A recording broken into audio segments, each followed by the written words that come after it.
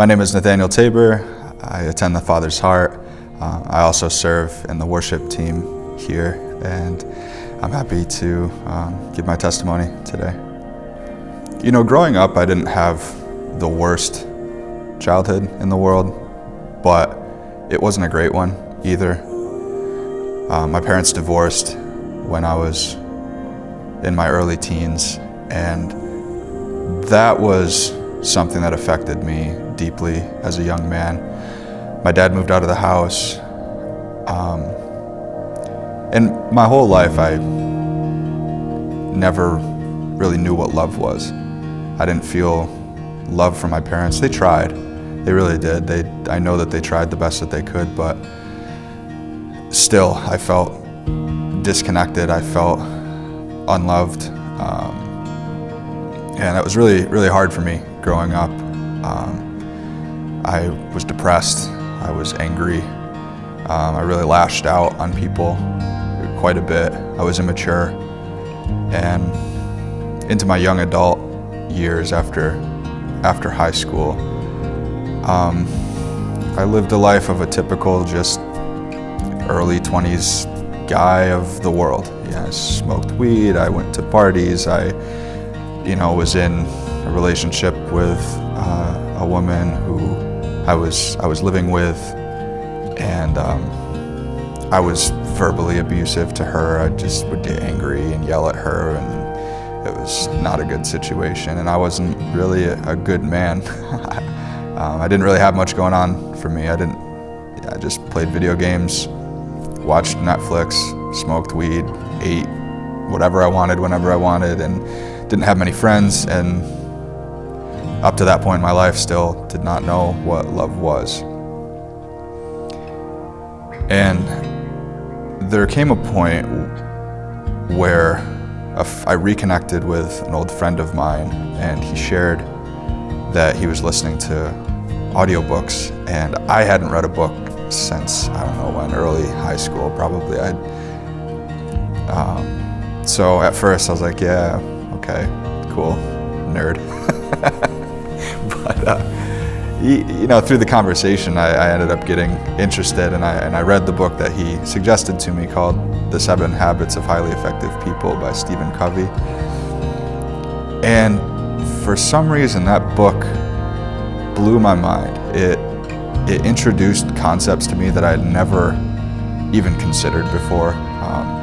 Probably the most important one, that I wasn't a victim to life. I'd always felt like a victim. I felt like things were happening to me, and it's everybody else's fault. It's not me, And that book empowered me to realize that I was worth more than how I was living at the time, and that I could be better than I was, and that it wasn't up to chance. It wasn't up to fate. I could work on myself. And up to that point in my life, I didn't know God. I was, I guess, atheist. I mean, I didn't really think God was real. And this book, although it introduced really positive concepts to me, it still was detached from the idea of God. So this new phase of my life was marked by working really hard on myself, by myself. And for what it's worth, I was able to heal to a certain point. I was able to get better in certain ways. I wasn't as angry, I wasn't as depressed, but there was still a deep hole, and I still was depressed, I still was angry, it just was a little better. And so I knew that there was something more, and I kept searching, and at this time of my life I was basically just listening to audiobooks nonstop, book after book after book after book, and one would lead me to the next, and I was searching for something. I was searching for, what is truth? What is love? How am I supposed to live in this life? How do I do this right? And I know that I'm capable now. I know that I'm capable of living a good life and being a good man. I just had no idea how. I had no guidance. So these books were my guidance. And through these books, I was introduced to meditation, and I started to meditate almost every day. Started with 5 minutes, ended up being 20 minutes, an hour. Some days I'd meditate. From there, I was introduced to different esoteric spirituality. Buddhism was the most prominent, but also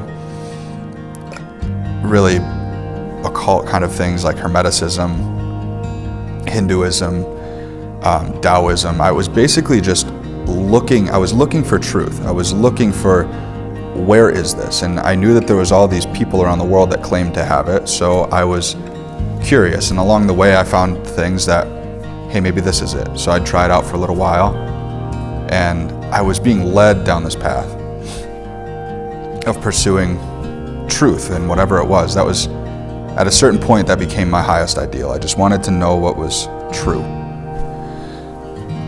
So, as that path progressed, I ended up teaching yoga.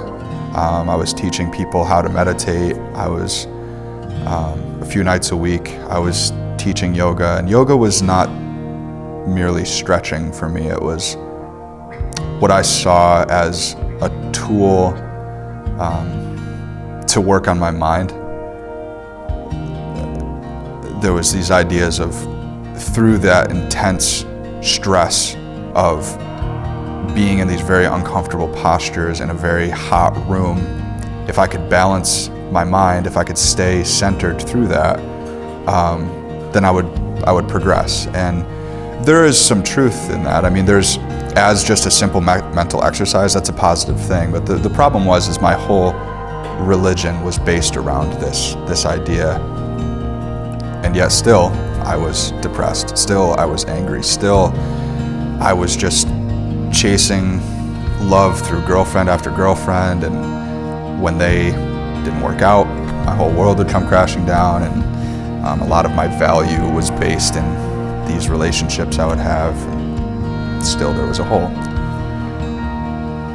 So in 2020, early 2020, as we all know, the world changed very dramatically, very quickly.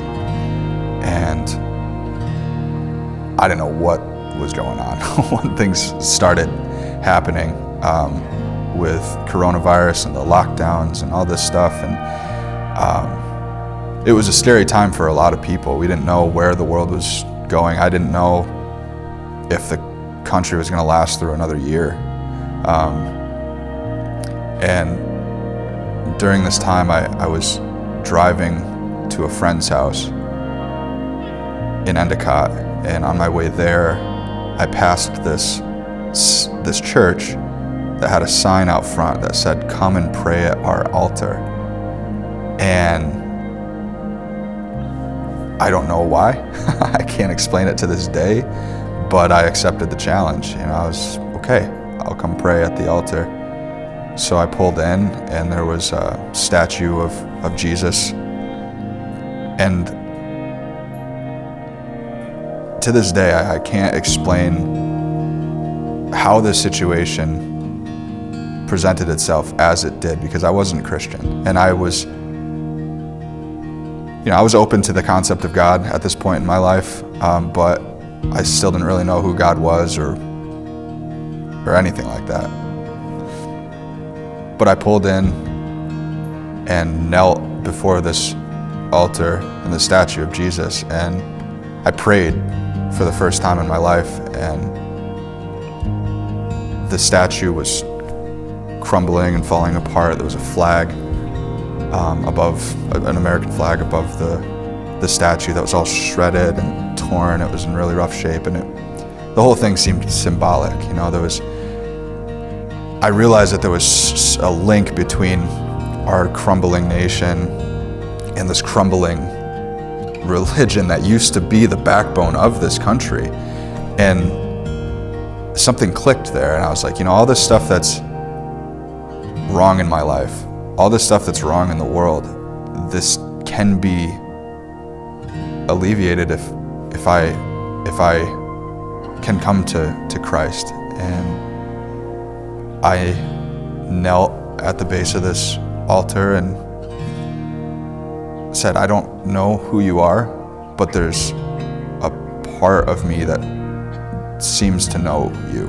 And I want to know you fully. Once I bent my knee, and once I was able to admit that I can't do this alone, my life changed drastically. I think about the prodigal son often, and I think oftentimes that story is used from somebody who started a Christian, they left and came back, but still I connect with it because I was so lost. And when I came back to the Father, there wasn't a condemnation. There wasn't this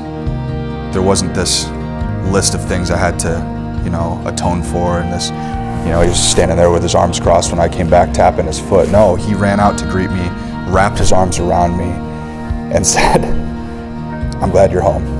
And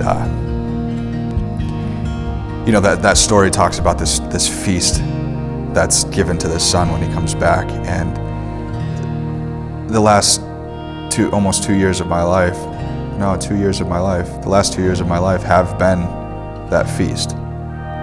I found a wife. I have a baby. I have friends that love me. I know how to love people. People love me, and I've forgiven people that have hurt me, and I've felt this complete transformation down to my bones. There's things that I used to run to that I don't run to anymore, like weed. I don't. Shortly after I came to Christ, that just fell away. My anger fell away. I used to say Jesus Christ's name as the same as any old swear word. I stopped doing that. I gathered all the Buddhist books, all the Buddhist statues, anything that didn't point to God that was in my life, that was in my house, these physical items. I gathered them all together and I burned them. I made a bonfire, I burned them and prayed and said, God, I don't need these things anymore.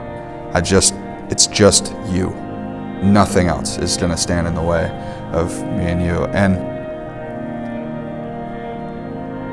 not perfected. There's still things in between me and God, but I feel this transformation happening over time. He's bringing me closer and closer to him.